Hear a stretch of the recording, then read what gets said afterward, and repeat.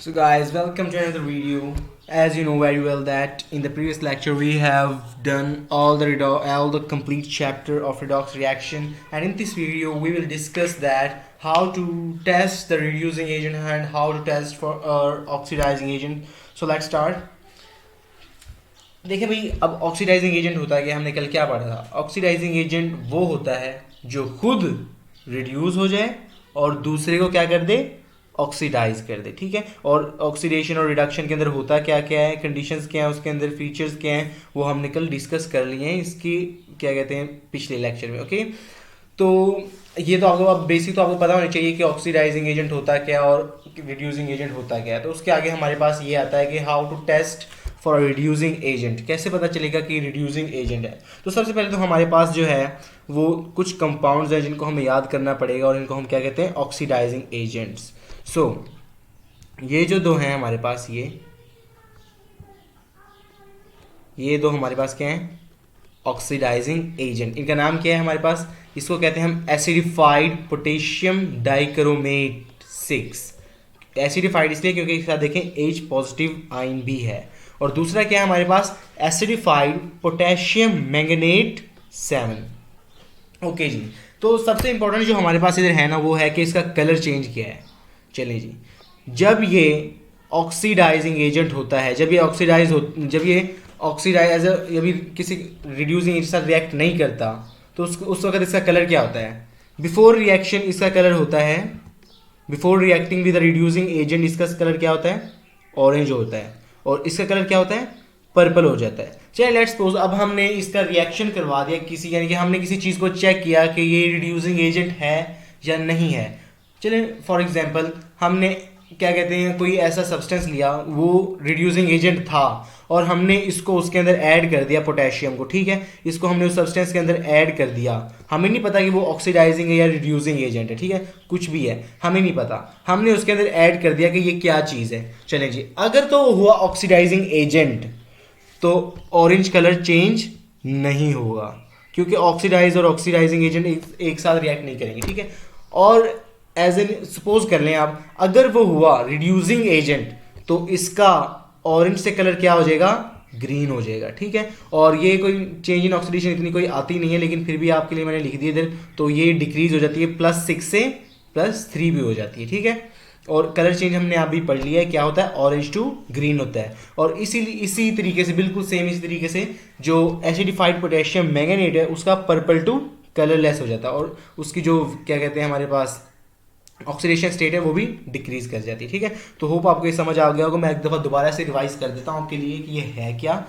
भाई देखें, acidified potassium जो डाइक्रोमेट 6 है हमारे पास, ये क्या है, ऑक्सीडाइजिंग एजेंट है। ठीक है, और हम ऑक्सीडाइजिंग एजेंट को कब यूज़ करते हैं, हम यूज़ करते हैं कि किसी रिड्यूसिंग एजेंट को रिकॉग्नाइज करने के लिए। फ़र्ज़ करें अब हमारे पास कोई सब्सटेंस है, हम पता करना चाहते हैं कि ये ऑक्सीडाइजिंग है या रिड्यूसिंग है, हमें उसका कुछ नहीं पता। ठीक है, तो हम उसके अंदर अगर ऑक्सीडाइजिंग एजेंट डालें और उसका कलर चेंज ना हो तो इसका मतलब क्या है, यानी कि अगर हम उसके अंदर एक सब्सटेंस के अंदर हम K2Cr2O7 डालें और उसका कलर चेंज ना हो, वो स्टेज यानी कि स्टिल ऑरेंज ही हो, तो क्या होगा, वो ये होगा कि वो ऑक्सीडाइजिंग रिड्यूसिंग एजेंट नहीं है, वो भी ऑक्सीडेंट ही है। ठीक है, और जबकि अगर कलर चेंज हो जाता है, मतलब ऑरेंज टू ग्रीन चला जाता है, तो मतलब इसका क्या है, जिसको हम टेस्ट कर रहे हैं, जिस चीज़ के ऊपर हम टेस्ट कर रहे हैं वो क्या है, रिड्यूसिंग एजेंट है। ओके हो गया।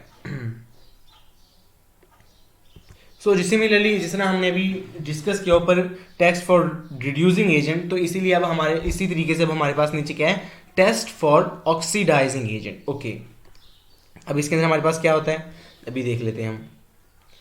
ये देखें जी, अब वो कह रहे हैं कि रिड्यूसिंग एजेंट्स रिडक्टेंट्स कहलाते हैं और वो ऊपर वाले क्या कहलाते हैं, ऑक्सीडेंट्स कहलाते हैं। ओके हो गया।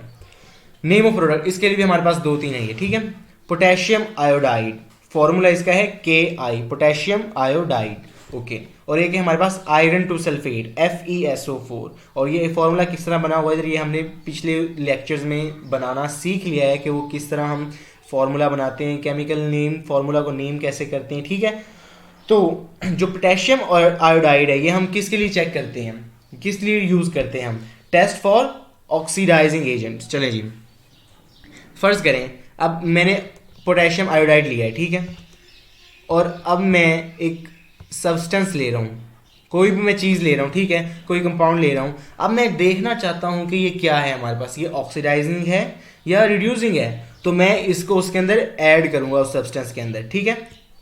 फर्ज कर लिया वो भी रिड्यूसिंग एजेंट था, ठीक है, हमें तो अभी तो नहीं ना पता, चलो वो कुछ भी था, हमने उसके अंदर ऐड किया, ठीक है, पोटेशियम आयोडाइड को, और अगर कलर चेंज नहीं हुआ, मतलब कि वो कलरलेस ही रहता है, क्या रहता है, कलरलेस ही रहता है, उसका कलर कोई चेंज नहीं होता पोटेशियम आयोडाइड का उसके सब्सटेंस के अंदर डालने से, तो इसका मतलब क्या है, ये भी रिड्यूसिंग एजेंट है, ठीक है। ओके जी, अब नेक्स्ट देख लें, अगर वो ऑक्सीडाइजिंग एजेंट हुआ, क्या हुआ, ऑक्सीडाइजिंग एजेंट हुआ, तो उसके अंदर डालने से इसका क्या हो जाएगा, कलर चेंज हो जाएगा, क्या होगा, कलरलेस टू ब्राउन चला जाएगा, ठीक है।